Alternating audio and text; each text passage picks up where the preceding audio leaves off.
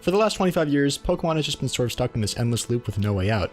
You start the game, some scientist who you live next to shoves his life work onto you, a 10-year-old child, and says, alright, here's an animal, and go beat some people up. Maybe stop a criminal syndicate while you're at it. And that was it. No matter when your first Pokemon game was, whether it be 1996 or 2018, it was probably amazing since it was all new. Depending on how old someone is, they'll probably just say their favorite Pokemon game was the one they grew up with. If you want to feel old, you ask a 13-year-old what their first Pokemon game was, and they'll say some shit like, Pokemon X? What? This is how it feels to crumble the dust, huh? However, that initial magic always tends to fade away with each new release. Of course, it's Pokemon, and some new gag or slight sign of potential always at least drew me back in. But it was still sort of a letdown by the time the credits rolled. That was all the more apparent with Sword and Shield.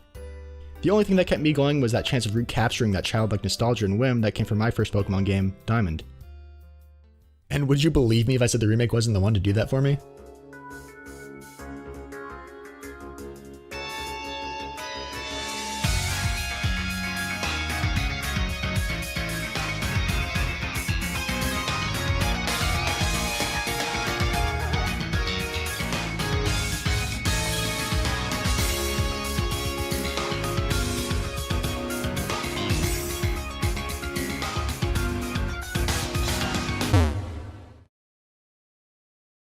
Pokemon Legends Arceus is a breath of fresh air for the series.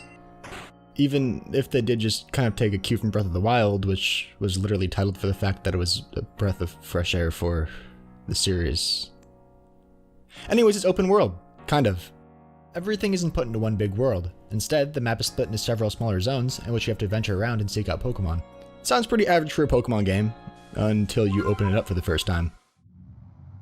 Rather than an indifferent professor greeting you, God himself pulls you out of bed, takes your phone, and says, I'm sending you hundreds of years back into the past, go catch every Pokemon, also fuck you. To which you respond accordingly. After that, you wake up on a beach, some British guy who is conveniently a professor finds you, and he has you catch his Pokemon. From there, you team up with Not a Crime Syndicate, meet Pearly and the coolest character, and set out to complete the Pokedex, while soothing some angry Pokemon that happen to show up along the way. Legends Arceus itself takes place in the Sinnoh region, known as the Hisui region by the settlers. Meaning Pokemon are mainly Gen 4 based with a few exceptions of starters and new forms of Pokemon. But the game isn't very focused on interactivity between other games, or with other players in general. There's still an option to trade tucked away in a small stand, but otherwise, this is pretty much a solo experience. Every Pokemon available in the game is all in one package, meaning for the first time in series history you don't need to spend an extra $60 or have friends to complete the Pokedex. Also, don't comment, what about Colosseum, or I'm going to throw you into the sun. Obviously, the main draw of this entry is the new gameplay mechanics, letting you capture Pokemon outside of battles, taking on Alpha and Frenzied Pokemon, and also being able to die. Fresh ideas like these are what the Pokemon series has been doing for years, and proves that reusing the same mechanics but with a few additional elements that they'll never touch again just doesn't hold up. Sneaking up on a Pokemon, especially a rare one, is tense but exhilarating. Battles have been scaled up and made much more fun to look at in a 3D space. Taking on Alpha Pokemon becomes all the more wild because of it. The feeling of throwing a Pokeball in real time is unmatched to any previous methods of catching Mons, and makes the process of actually catching them all much less arduous. Sometimes. Here's another one. Alright, come here. Bro, come on, you're a champ. Get in here. Come on. Easy. Come on. Oh my, dude. You cannot be serious. No, you're not going to break out. Oh,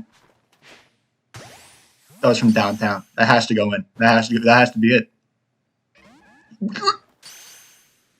What? Wait, what? What? You're a Shadot. No, please.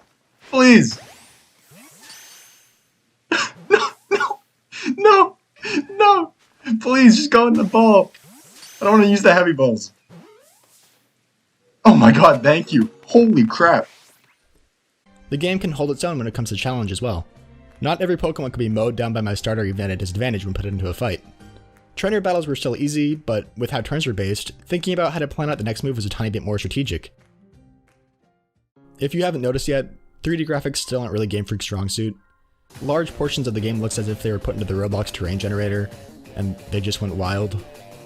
Every now and then there were some moments where it came through, However, for a majority of the places, it felt a little desolate and empty. If I want to make a comparison, Zelda had this way to fill up its entire map with intricate secrets and rewards for those who went off the beaten path.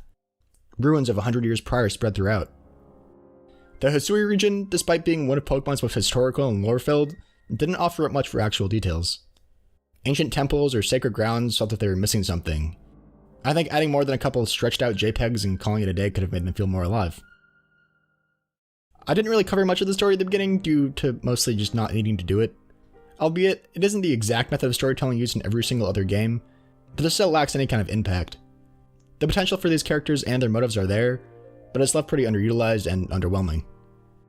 The designs, however, are A+, at least. Every character is fun and has their own unique look to them.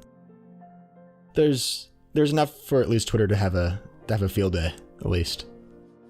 While there's certainly some flaws and some bits that could have been improved, Game Freak has finally set the bar at least a little bit higher for themselves, and I hope with the reception the game has been receiving, it'll only get better from here. Yeah. This new experience is what fans and myself have been looking for a long time, and I'm happy to say it delivers pretty well. If you do play, I hope you enjoy taking on God. And, you know, something else. There's something else there. You'll see it. Yeah.